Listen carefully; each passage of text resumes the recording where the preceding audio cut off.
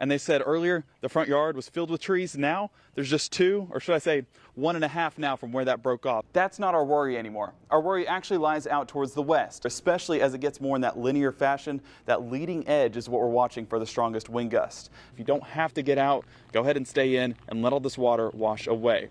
And maybe all of our problems will wash away with it. Currently, we have Invest 97L, which is basically a system that they're investigating for the possibility of development into a tropical storm, possibly even a hurricane. If you have any football plans tonight, make sure to grab an umbrella and a rain jacket because it's not going to be a dry one. Well, we talked about a washout yesterday evening heading into our Sunday forecast, and we've gotten exactly that.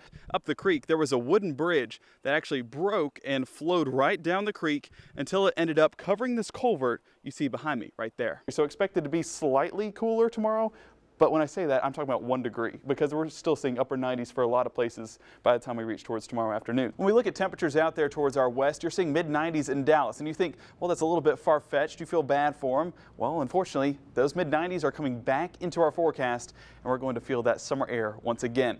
Even with all of the miserable heat, the elders have still found ways to get outside and enjoy the nature around them, while also staying safe in the process. That peak duration will be anywhere from midnight to pre-dawn. Pre-dawn really being the peak of the peak that you guys need to be waking up for. So if there's a time to wake up early, this is the day to do so. I encourage you to grab your sleds, grab your piece of plastic, and head out to the hills. Live in Union County, Meteorologist Gabe Mahner, WTVA 9 News.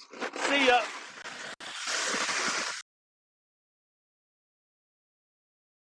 Tell me, what can we expect throughout the week? Well, summer is basically a give and take forecast. You're either miserable and dry, or you're going to be cooler and deal with showers, and that's exactly what we're dealing with today. Cooler temperatures across the area, but it's all thanks to that moisture building in and allowing for some showers to take place. This one over there towards Marshall County there in Holly Springs saw a little bit of activity there towards Oxford, but the main cell that we're watching right now is up there towards Alcorn County, moving towards Tishomingo County. You saw earlier as it was crossing the east side of Corinth, lots of lightning associated with it right there, but as it's moving southeast, that's where it's starting to diminish in strength, and those cells behind it are starting to build a little bit more. So it's a cyclic pattern of these cells that we're tracking over the next little bit. What these storms are all associated with is this frontal system that's extending towards southwest Mississippi, all the way towards the northeast, extending towards portions of the Atlantic coast. So that's providing a ton of showers for areas that do need it, as we are still sitting under a pretty decent drought. But what this is also doing is cooling us off. You see mid to upper 70s in Nashville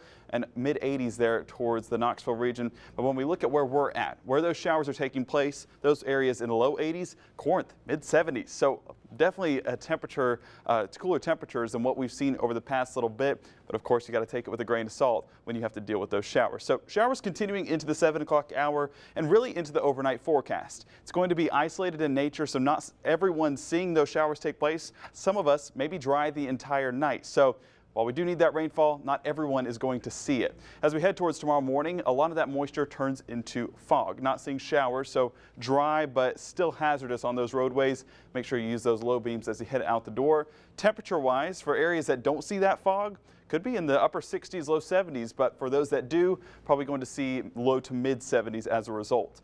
We keep it going into the morning. That fog kind of burns up by that little bit of sunshine that we'll see. By noontime, most of those showers remaining in the southern portion of our area, and really that's where they'll be, as Pickens County, Noxubee County, even there towards Lowndes County. Not seeing too much activity where we are. We need more rainfall than what we're going to be getting, but a lot of that rainfall, as you can see, sticking around that same portion even towards Sunday night. So next 24 hours, not seeing too much rainfall. 1/10 of an inch there in Oxford, may see a 1/10 of an inch here and there all across the northeast part of the state. But when we look at the next 5 days, we are starting to see some significant totals there. 2 inches in Tupelo, higher than 2 inches in the Golden Triangle region. That's just because we have lots of rain chances moving in Monday all the way through Thursday before possibly drying out next weekend. And yes, you do see the 90s returning. So we talk about that give and take forecast, seeing it in full effect this week.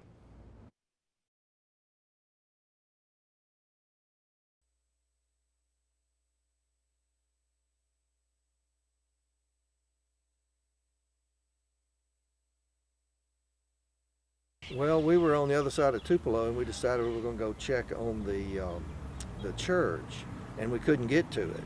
The whole neighborhood was destroyed. April 28th is a day that everyone will remember. An EF3 tornado ripped through the streets of Tupelo, destroying everything in its path. including St. Luke's United Methodist Church.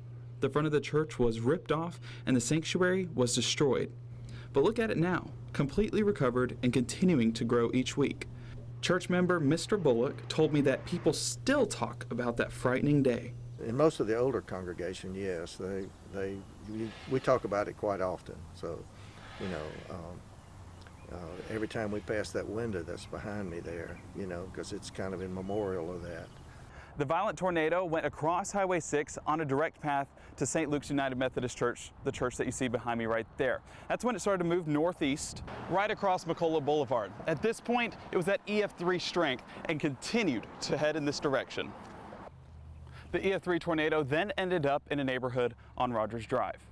18 people living along Rogers Drive came to this home that you see behind me.